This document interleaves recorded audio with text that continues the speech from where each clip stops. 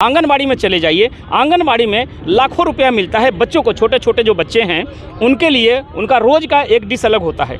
आज वो अगर दाल तड़का खा रहे हैं तो कल उनको अंडा दिया जाएगा, परसों उनको सब्जी दिया जाएगा, लेकिन इसमें भी उनको घोटाला मिलता है। नए गठबंधन की सरकार में आप किसी भी स्कूल में चले जाइए, सबसे पहली बात कि टाइम से कोई भी शिक्षक आपको स्कूल में नज़र नहीं आएंगे।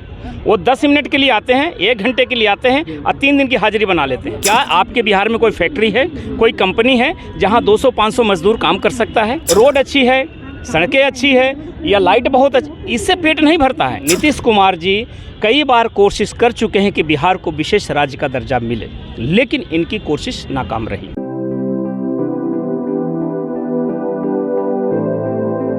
नमस्कार, टीडी न्यूज़ बिहार देख रहे हैं आप और मैं हूं आपके साथ शिवानी। बिहार, जी हाँ, वही बिहार जिसको बेरोज़गारी के पैमाने पर देखा जाता है, वही बिहार जो शिक्षा के क्षेत्र में सबसे पीछे नापा जाता है। आज हम बिहार की नकारात्मक चीज़ों के बारे में बात नहीं करेंगे बल्कि सकारात्मक चीज़ों के बारे में बात करेंगे। जी हाँ, हर सिक्के के 2 पहलू होते हैं।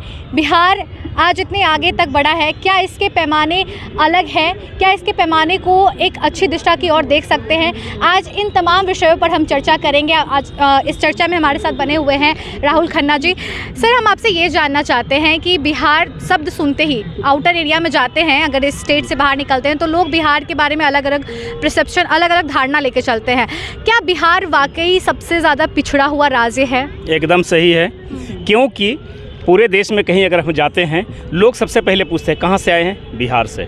ओके, वो मुस्कुराते हैं, हल्का सा उसकी मुस्कुराहट हमको यहाँ अटैक करता है। हम समझ जाते हैं कि हम बिहारी हैं और हमारे यहाँ कुछ नहीं है। हम अगर कमाने भी जाते हैं, बीवी बच्चे परिवार को पालने के लिए, तो दिल्ली, मुंबई फैक्ट्रियों में जाते हैं और वहाँ काम करते हैं। वहाँ भी हमको रिस्पेक्ट नहीं मिलता है, बिकॉज बहुत हम लोग एकदम बिहार को पिछड़ा राज्य का दर्जा दे चुका है लोगों ने।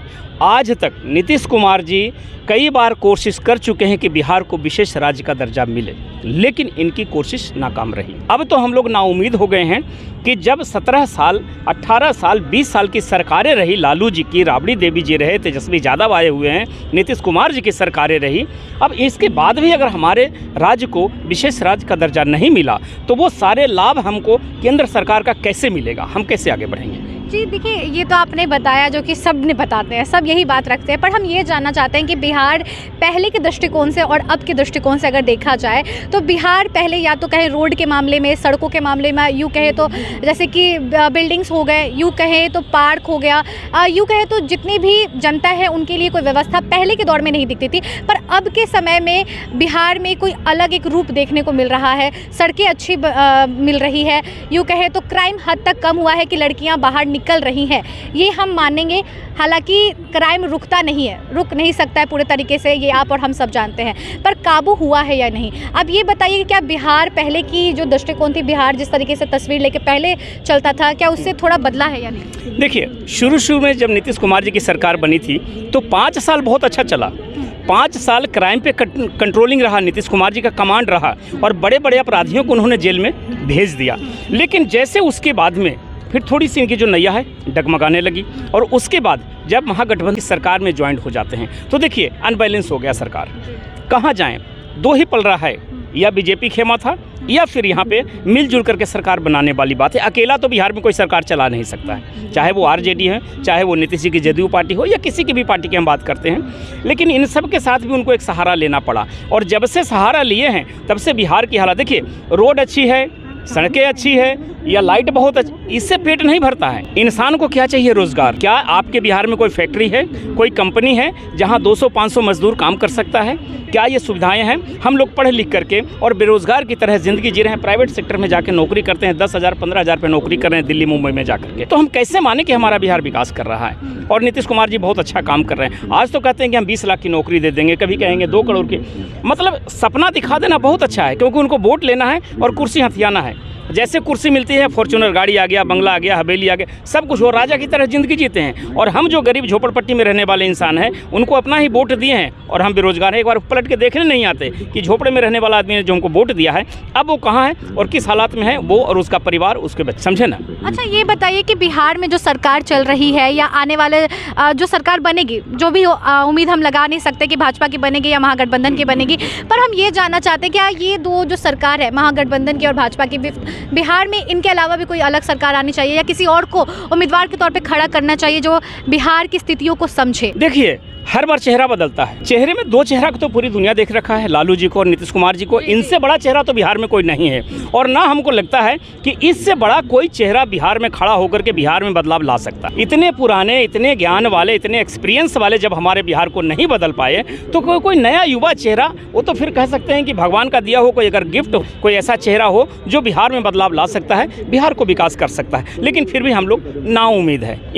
जब ये दो चेहरा से हमको उम्मीद नहीं मिला, कैसे बदलेगा? कैसे? फिर कोई तो उम्मीद होनी चाहिए ना।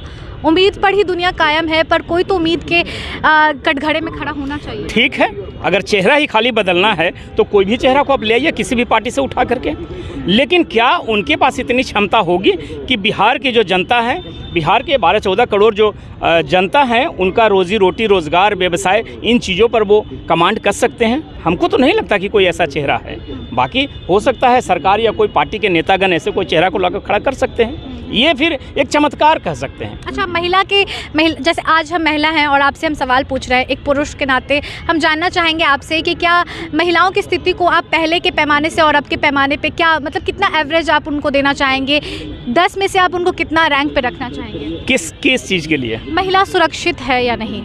आपको लगता है कि महिला सुरक्षित है बिहार में? नहीं, हम आपसे जानना चाहेंगे क्योंकि हम जानना चाहते हैं कि एक जैसे कि हमारे सरकार में एक पुरुष ही चला रहे हैं, तो हम ये जानना चाहेंगे कि आप भी पुरुष हैं, आपका क्या दृष्टिकोण कहता है, आपकी क्या विचारधारा कहती है कि महिलाएं किस हद तक सुरक्षित है या नहीं? क्योंकि पहले के दौर में अगर देखा जाए तो महिलाओं को उतना सशक्त नहीं किया जाता था, और अब महिलाएं बहुत आगे भी निकल रही हैं। यूँ कहें कि बिहार की बेटियाँ परचम भी लहरा रही हैं, तो उसका क्या वजह हो सकता है? आप उसको कैसे देखते हैं, ये बताइए। ये बहुत अच्छी बात है। कहते हैं कि भारत सरकार ने बेटी पढ़ाओ और बेटी बचाओ का एक जो नारा लगाई हैं, और कहीं ना कहीं इस पर उन्होंने काम भी किया है, पूरे देश में काम किया है, और ज़्यादातर मतलब हमको लगता है कि ज़्यादा हद तक बेटियों में सुधार आई है, और उनमें जागरूकता है कि हमको कैसे जीना है, अपने पैरों पर कैसे खड़ा होना है, समाज में करप्टेड लोगों से कैसे फाइट करना है, जो भ्रष्टाचारी जो लोग होते हैं उनसे कैसे मुझे निपटना है, और जो गुंडे टाइप के लोग होते हैं जो लड़कियों को छेड़खानी करते हैं, ये सब करते हैं। तो आज हद तक तो है, लेकिन फिर भी सरकार की तरफ से उनको कोई फैसिलिटी नहीं है। नए गठबंधन की सरकार में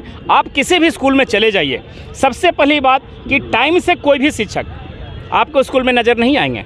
वो 10 मिनट के लिए आते हैं, 1 घंटे के लिए आते हैं, और 3 दिन की हाजिरी बना लेते हैं कि भैया 2 दिन नहीं आए थे, चले गए थे बीवी को लेकर के ससुराल, तो ज़रा उसको भी मेंटेन कर दीजिए ना, जो होगा हम समझ लेंगे। और ये आधार है। आंगनबाड़ी में चले जाइए, आंगनबाड़ी में लाखों रुपया मिलता है बच्चों को, छोटे छोटे जो बच्चे हैं उनके लिए उनका रोज़ का एक डिश अलग होता है।